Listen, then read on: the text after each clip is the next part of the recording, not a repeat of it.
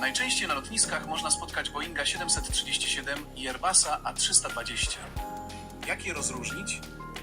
Okna w kabinie pilota w Boeingu są pod kątem, zaś w Airbusie prosto. Boeing ma ostry, wręcz spiczasty dziób. Dziób Airbusa z kolei jest zaokrąglony. Odległość między kadłubem a ziemią jest zdecydowanie mniejsza w Boeingu 737. Kadłub Airbusa A320 jest wyżej. Kształt silnika Boeinga jest nieco spłaszczony, eliptyczny.